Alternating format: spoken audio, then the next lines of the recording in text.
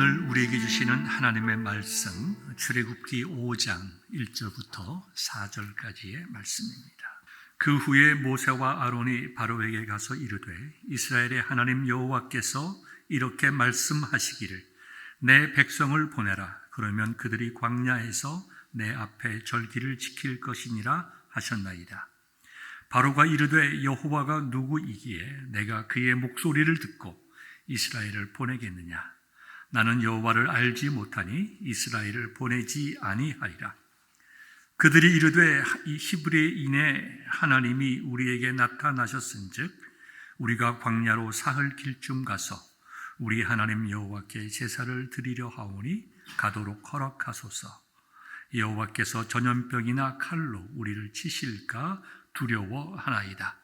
애굽 왕이 그들에게 이르되 모세와 아론아 너희가 어찌하여 백성의 노역을 쉬게 하려느냐? 가서 너희의 노역이나 하라. 하나님의 말씀입니다. 아멘.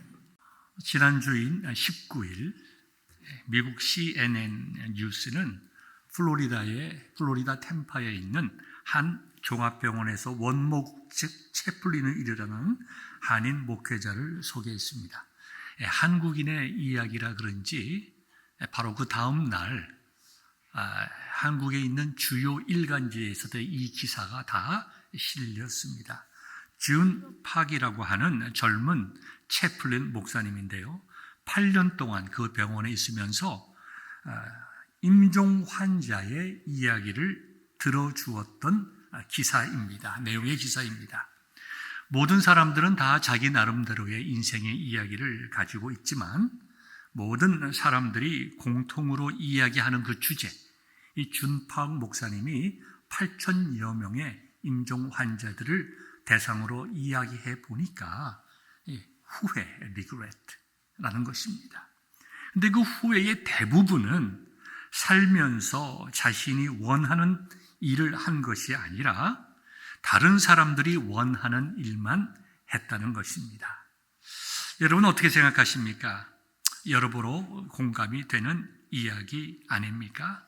물론 자기가 원하는 삶을 살지 못했다고 하는 것이 의미 없는 삶을 살았다는 것은 전혀 아닙니다. 또 우리 가운데 자신이 원하는 대로 살아가는 사람들이 얼마나 있겠습니까? 때로는 원하는 삶이 하나님 아버지 앞에 바른 삶이 아닐 수도 있습니다. 그러므로 우리는 이 이야기를 자세히 들어야 합니다. 죽음 앞에서 우리 모두는 진실해집니다. 그렇죠? 죽음 앞에 거짓된 사람은 없습니다. 그렇게 수많은 사람들의 마지막 순간에 후회하는 것은 진실된 그들의 마음임에 분명합니다. 저도 여러분들이 원하시는 인생, 여러분들이 원하는 아름다운 인생 살아가기를 원합니다. 그런데 저는 이 기사를 읽으면서 이런 생각을 해보았습니다. 죽음 직전의 진실도 중요하고 죽음 직전에 후회하는 것도 굉장히 의미가 있지만 만약에 죽음 이후에 가장 후회하는 것이 있다면 무엇일까? 영원 앞에 서서 가장 후회하는 것이 있다고 하면 그것은 하나님께서 우리를 부르신 부르심의 삶을 살지 못한 것이라는 것이 분명할 것입니다. 저는 그래서 여러분들이 원하는 삶이 이 땅에서의 원하는 대로의 삶도 중요하지만 더 중요한 것, 우리가 주님 앞에 섰을 때에 죽음 바로 후에 내가 정말 하나님께서 원하시는 아름다운 삶을 살았구나 하는 그러한 기쁨과 감사가 있기를 주님의 이름으로 축원합니다. 우리는 지난주에 부르심을 받은 자의 자세라고 하는 그런 말씀을 나누었습니다. 잠시 요약해서 말씀을 드리면 부르심을 받은 자는 분명히 부르심에 대한 자기 인식이 있어야 한다고 말씀을 드렸습니다. 세 가지를 말씀드렸는데요. 첫째는 거룩입니다. 하나님께서는 우리를 부르실 때에 일을 시키시기 위해서 부르신 것이 아니라 근본적으로 우리를 거룩하게 하시고 구원하시고 하나님의 자녀가 되게 하시고 그들의 인생의 삶을 가장 가치 있는 삶으로 살아갈 수 있도록, 하나님께 영광 돌리는 삶을 살아갈 수 있도록 우리를 부르신 것이라고 했습니다. 두 번째는 순종입니다. 순종은 부르심을 받은 자가 가져야 할 가장 기본적인 자세입니다. 하나님의 말씀은 순종이 제사보다 낫다고 하였습니다. 우리가 순종하여 하나님의 방법으로 하나님께서 원하시는 일을 할 때에 하나님의 영광이 나타나고 우리의 마음속에 은혜와 기쁨이 충만해지는 것입니다.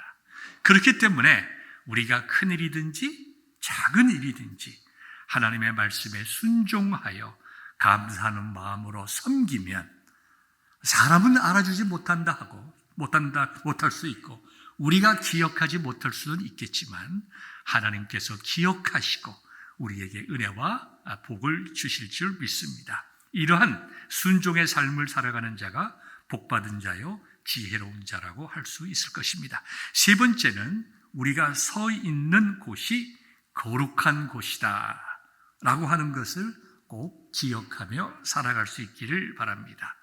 요셉과 같이 내가 하나님 앞에서 살아간다 라고 하는 마음으로 살아갈 수 있는 여러분 될 수 있기를 바랍니다.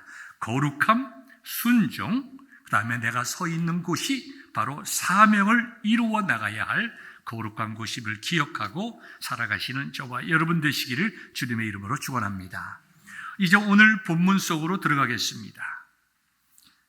호렙산에서 모세는 하나님의 부르심을 받았습니다. 사명도 받았습니다. 그래서 모세는 그 사명에 따라 바로 앞에 섰습니다. 어쩌면은 바로 앞에 서 있는 모세 자신은 자기 스스로 보더라도 별다른 존재감이 없어 보일 수가 있었을 것입니다. 40년 동안 광야에서 정말 야인처럼 살았습니다. 그런데 그 시대 속에서 가장 힘이 있고 능력이 있는 왕 중 왕인 애굽 왕 앞에 섰습니다. 보통 사람 같으면 애굽 왕 앞에 감히 서 있지도 못할 것입니다. 그러나 모세는 하나님께서 부르셨다는 소명에 대한 확신으로 섰습니다. 주어진 사명을 이룰 때까지 하나님께서 자기와 함께 하시겠다는 그 약속을 믿고 바로 앞에 섰습니다. 하나님께 대한 자신감이 그로 하여금 바로 앞에 담대히 서게 하였습니다. 그리고 모세는 바로 왕 앞에 하나님 말씀을 전합니다. 바로 왕이여, 하나님께서는 왕에게 하나님의 백성을 애굽에서 내보내라고 말씀하십니다. 광야로 사흘 길을 가게 한 후에 거기서 하나님께 제사를 드리라고 말씀하셨습니다. 그러므로 하나님의 말씀대로 이스라엘 민족을 광야로 나가게 하십시오. 우리가 오늘 본문에 읽은 것처럼 왕이 그 말에 순종하지 않습니다. 그래서 하나님께서는 모세를 사용하셔서 바로 왕 앞에 10가지 재앙을 베푸시는데 그 내용이 출애굽기 7장부터 12장에 기록되어 있습니다. 오늘 저는 이 10가지 재앙과 본문을 중심으로 해서 여러분들에게 두 가지를 말씀드리려고 합니다. 첫 번째는 10가지 재앙의 의미입니다. 10가지 재앙이 어떤 재앙이었는지 말씀드리면서 의미를 살펴볼 텐데요. 이 10가지 재앙은 이스라엘 애굽 사람들을 귀찮게 하고 괴롭게 해서 어쩔 수 없이 바로 왕이 이스라엘 민족을 내보낸 것이 아니라 하나님께서 그들이 섬기는 우상을 하나씩 파괴하는 하나님의 능력을 보여주시고 하나님의 창조성을 보여주시는 그와 같은 재앙이었다. 이렇게 말씀드릴 수가 있습니다. 여러분들이 10가지 재앙을 다 외우실 필요 없습니다. 순서는 더더욱 외우실 필요는 없을 것입니다. 물론 외우면 좋겠지만 스트레스 받지 않기를 바랍니다. 이것은 강도사 시험에 나오는 것이기 때문에 목사가 되기를 제 뜻이 없는 분들은 10가지가 무엇을 상징하는지 정도만 알면 되겠습니다. 첫 번째 재앙은 피의 재앙입니다. 나일 강물은 애굽 사람들에게 있어서 생명의 상징이었습니다. 그런데 이 첫 번째 재앙은 생명의 상징인 물을 죽음의 상징인 피로 바꾼 재앙입니다. 두 번째 재앙은 개구리 재앙이었습니다. 애굽 사람들은 나일 강물이 범람했다가 물이 적어지게 되면 개구리들이 나타나는 것을 알고 있었습니다. 그리고 이 개구리가 애굽 땅을 기름지게 한다고 여겨서 신성시했습니다. 애굽 사람들의 신 중에 바디는 몸은 사람이고 머리만 개구리인 그런 신, 헤게트라고 하는데 그런 신도 그들이 만들어 섬겼습니다. 그래서 이 헤게트 신은 풍요와 다산의 신이며 나일강에 많은 물을 주는 신이라고 섬겼습니다. 그런데 개구리가 나타나지 아니하는 때에 온 애굽 땅에 개구리가 넘치게 하심으로 그들의 믿고 있던 이 헤게트 신이 얼마나 허망한 신인가 하는 것을 그들에게 보여주었습니다. 세 번째 재앙은 이입니다. 우리가 옛날에 우리가 아주 오래전에 몸을 가렵게 했던 이와 벼룩 얘기할 때의 이입니다. 근데 그들은 이의 힘도 있었어요. 이 이는 땅의 신이라고 생각했습니다. 그런데 이 이가 갑자기 온 천하에 나타남으로 땅과 곡식과 사람들을 황폐하게 만들었습니다. 그래서 그들이 믿고 있던 이의 신인 게이브가 정말 아무것도 아님을 그들로 하여금 깨닫게 했습니다. 네 번째 재앙은 파리 신입니다. 프랑스 파리가 아니라 fly, 우리가 파리 모기할 때 파리입니다. 이 파리와 관련된 실은 케프라라고 하는 실이었습니다. 여러분 가운데 세상에 무슨 파리를 다 섬기는가 아주 이상하게 생각했지만 그 당시에 애굽에는 굉장히 사람을 괴롭히는 파리들이 많이 있었습니다. 많아도 너무나 많이 있었습니다. 얼마나 그들이 이 파리 때문에 괴로웠으면 파리를 섬김으로 그 파리가 주는 고통으로부터 벗어나고 싶었겠습니까? 여러분들이 동물의 세계, 애니멀 월드나 애니멀 플래닛 같은 것을 보면 동물들을 괴롭히는 것이 이 파리와 모인데요. 그때가 파리는 지금 우리가 보는 그런 파리와 좀 다르죠. 초파리 같은 것입니다. 그런데 그 파리가 모기들이 어디에 가장 많이 붙어 있습니까? 이 눈가에 붙어 있습니다. 눈물이나 눈에서 나오는 진액을 먹기 위해서 눈가에 파리와 모기가 많이 붙어 있습니다.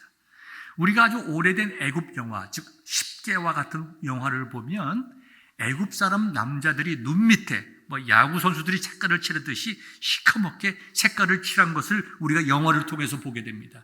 그게 뭐냐 하면 파리들이나 모기들이 달라들지 않도록, 눈가에 달라들지 않도록 향료들을 써서 파리를 쫓아내는 것입니다. 그만큼 그 시대에 파리가 많고 그 파리 때문에 고통이 컸다는 것입니다. 그때의 그 애굽 사람들이 눈가에 발랐던 짙은 그것이 지금 여성분들이 많이 사용하는 마스카라의 기원입니다. 그리고 그 마스카라는 원래 여성들이 한 것이 아니라 남성들이 주로 했다. 그것도 부자들이 했습니다. 다섯 번째부터 아홉 번째 재앙은 가축 돌림병, 악성 종기, 그 다음에 우박이니, 메뚜기니, 흑암이니 이러한 모든 그 재앙들은 다 그들이 섬기는 애굽 신들을 물리치는 하나님의 능력을 보여주었습니다. 열 번째 재앙은 장자의 죽음이었습니다. 인류 문명이 일어난 모든 곳에서는 첫 번째 태어난 것을 신성시 여기고 귀하게 여겼고 신의 것으로 생각을 했습니다. 이러한 처음 난 것들을 죽이는 재앙이 바로 장자의 죽음 재앙이었는데요. 그 당시에 바로는 사람이 아닙니다. 태양신이 그들에게 나타난 것입니다. 바로는 바로 태양신이었습니다. 바로의 장자는 사람의 몸을 입은 또 다른 신, 호루스라고 하는 신으로 그들이 섬겼습니다. 그렇게 그들 앞에 나타나 있는 호루스라고 하는 신인 바로의 아들을 죽인다고 하는 것은 그 나라를 멸망시키는 것이고 왕위를 끊는 것이었습니다. 도무지 애굽의 바로 왕으로서는 받아들일 수 없는, 완전히 절망할 수밖에 없는, 나라가 붕괴되는 그와 같은 재앙이었습니다. 이러한 재앙이 있은 이후에 바로는 패배를 인정하고 이스라엘 백성들을 출애굽시키게 됩니다. 다시 말씀드리면 지금 우리가 10가지 재앙을 뒤돌아보면 좀 이상하기도 하고 우습게 보이겠지만 그 시대의 상황과 문화와 종교 속으로 들어가면 애굽인들이 그들의 부와 그들의 그 오래 살고자 하는 그들의 인생 전체를 지배하는 그 모든 신들, 그 우상들과의 영적인 전쟁이었다. 그 우상 뒤에는 무엇이 있습니까? 사탄이 있는 것 아닙니까? 하나님께서 애굽인들이 숭배하는 모든 신들을 물리치심으로 애굽 사람들뿐만 아니라 이스라엘 백성들에게까지 하나님의 하나님 되심을 선포했습니다. 그렇기 때문에 출애굽기에 나타난 10가지 재앙은 단순한 재앙이 아니라 나를 여호와인 줄 알리라 하신 하나님의 말씀대로 정말 참신 되시는 하나님을 온 천하에 드러내신, 또 영적 전쟁에서 승리하심을 보여주게 되고 세상의 모든 사람들이 하나님의 주권을 인정하게 되었던 것입니다. 이것이 10가지 재앙의 의미라고 말할 수가 있겠습니다. 두 번째는 오늘 본문의 말씀을 통해서 깨달아야 될 중요한 것입니다. 우리가 모세입니다.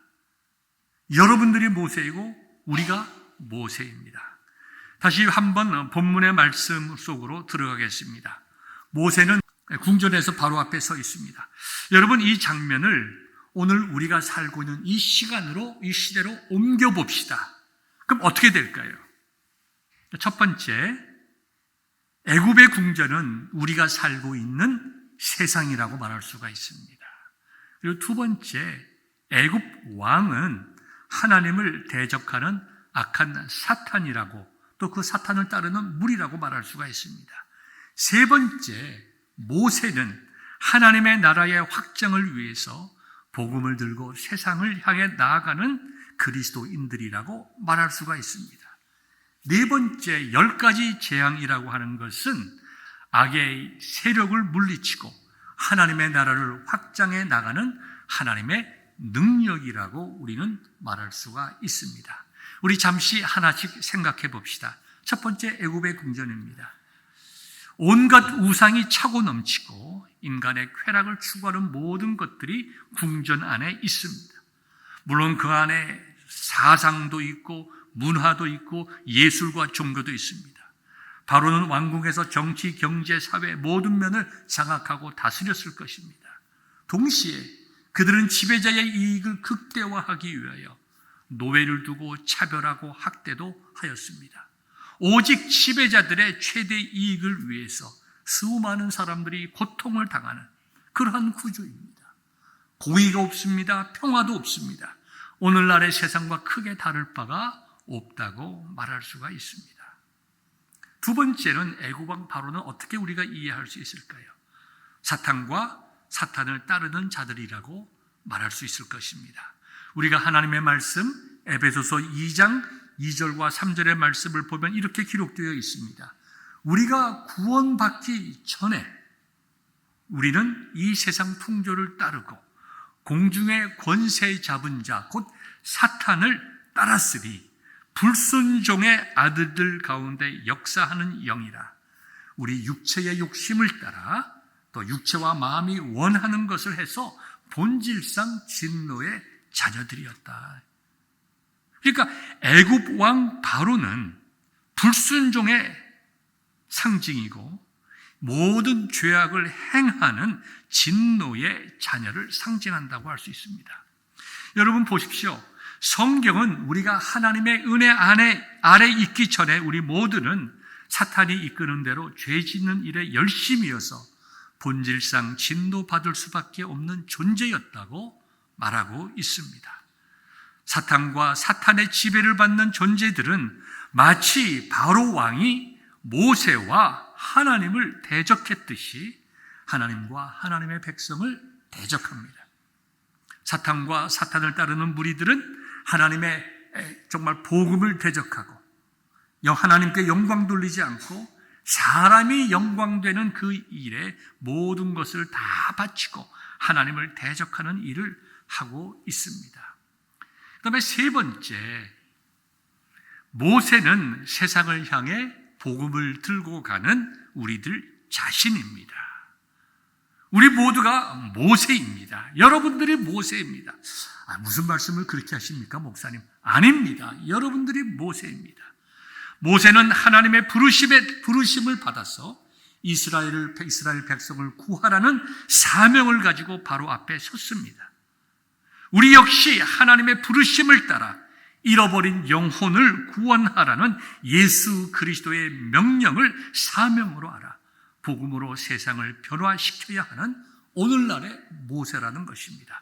하나님께서 모세를 부르시고 소명을 주시고 내보내셔 하나님의 백성을 구해내는 그 일과 예수님께서 우리를 부르시고 거룩하게 하시고 우리에게 사명을 주셔서 세상을 향하여 잃어버린 영혼을 구원하라고 하는 그것은 동일한 것입니다. 우리 주님께서는 이렇게 말씀하셨습니다. 여러분들에게 읽어드리겠습니다. 사도행전 1장 8절의 말씀이죠. 성령이 너희에게 임하시면 너희가 권능을 받고 예루살렘과 온 유대와 사마리아와 땅끝까지 이르러 내 증인이 되리라. 마태복음 28장 19절과 20절의 말씀은 너희는 가서 모든 민족을 제자로 삼아 아버지와 아들과 성령의 이름으로 세례를 베풀고 내가 너에게 분부한 모든 것을 가르쳐 지키게 하라. 볼지어다 내가 세상 끝날까지 너희와 항상 함께 있으리라. 우리 주님께서 우리에게 이런 놀라운 사명을 주셨습니다. 네 번째, 10가지 재앙이라고 하는 것은 악한 영의 세력을 물리치고 하나님 나라를 확장해가는 하나님의 능력이라고 말씀드릴 수가 있겠습니다. 바로는 마음이 완악해서 10가지 재앙을 다 겪은 후에야 하나님의 백성 이스라엘 민족들을 에집트로부터 나가게 하였습니다. 하나님의 대사, 엠베세더인 모세를 대적하고 불순종한 그 모든 것은 결국 하나님을 대적하고 불순종한 것과 같습니다. 하나님께서 10가지 재앙을 통해서 애굽이 섬기고 있던 모든 헛된 우상들을 하나씩 무너뜨림으로 애굽 사람들뿐만 아니라 이스라엘 백성들에게 이르기까지 하나님의 능력을 선포하셨습니다. 마찬가지입니다. 우리 예수님께서도 말씀으로 사탄을 물리치고 승리하셨습니다. 우리가 누가복음 10장을 보면 70인의 전도자들이 전도를 마치고 많은 열매를 얻은 후에 예수님께로 돌아와서 기뻐서 말합니다. 주여, 주의 이름이면 귀신들도 우리에게 항복하더이다. 그때 예수님께서 뭐라고 말씀하셨습니까? 사탄이 하늘로부터 번개처럼 떨어지는 것을 내가 보았노라. 하나님의 능력이 바로를 굴복시킨 것은 예수님께서 사탄을 하늘로부터 번개같이 떨어지게 하신 것과 같습니다. 예수님께서 사탄을 굴복시킨 것입니다. 이제 LA 가면 풀러 세미나리가 있는데 그 풀러 세미나리에 전에 김세윤 교수님이 계셨습니다. 그분이 이렇게 해석을 했습니다. 예수님께서 사탄의 척추뼈를 부숴버린 거다. 백본을 부숴버렸대. 그래서 사탄이 발악은 할 수 있을지 모르지만 예수님께 속한 성도들을 어떻게 할 수는 없는 것이다. 이렇게 비유적인 설명을 했는데요. 제 생각에도 매우 적절한 비유라고 생각을 합니다. 바로도 이스라엘 백성들을 내보낸 후에 마음이 변해서 이스라엘 백성들을 잡아오려고 쫓아갔습니다. 그러나 그의 군사들이 다 홍해에서 다 죽고 말았습니다. 사탄이 이 땅에서 잠시 발악하지만 하나님의 때에 결국 영원한 형벌로 들어가게 될 것입니다.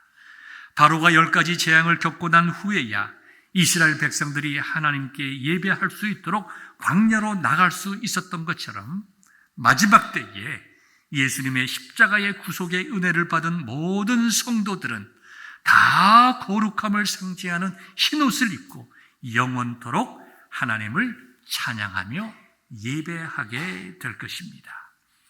이제 말씀을 정리하겠습니다. 사랑하는 성도 여러분, 사명과 소명, 젊은이들만을 위한 것이 아닙니다. 우리 모두의 것입니다. 이 땅에서 후회 없는 삶을 살아가는 것, 그리고 우리가 죽음 후에 내가 정말 의미 있는 삶을 살았구나 하는 유일한 길이 뭡니까? 그건 부르심에 따른 소명의 삶을 살아가는 것입니다. 그 소명의 삶이 무엇인가요? 내가 이 시대의 모세임을 깨닫는 것입니다. 여러분들이 모세입니다.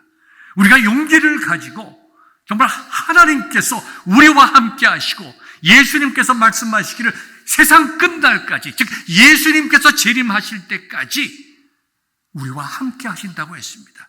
두려워할 것이 없습니다. 우리가 모세라고 하는 것을 깨닫고 내 사명이 무엇인가, 내 삶의 일터에서 나에게 맡기신 사명이 무엇인가, 그걸 깨달아야 할 터인데, 그것은 잃어버린 영혼을 구원하는 것입니다. 하나님의 나라와 의를 위하여 살아가는 것입니다. 세상의 빛과 소금의 삶을 살아가는 것입니다. 이렇게 살아갈 때에 우리는 이 땅을 떠날 때에 후회 없는 삶을 살아가게 되고, 우리가 주님 앞에 섰을 때에 정말 아름다운 인생을 살았다고 하는 것을 고백하게 될 것입니다. 의미 있는 삶을 살게 될 것입니다. 하나님께서는 순종하는 모세에게 이렇게 말씀하셨죠. 내가 너와 함께 하리라. 우리 주님도 같은 말씀을 우리에게 주셨습니다. 세상 끝날까지 내가 너희와 함께 하리라.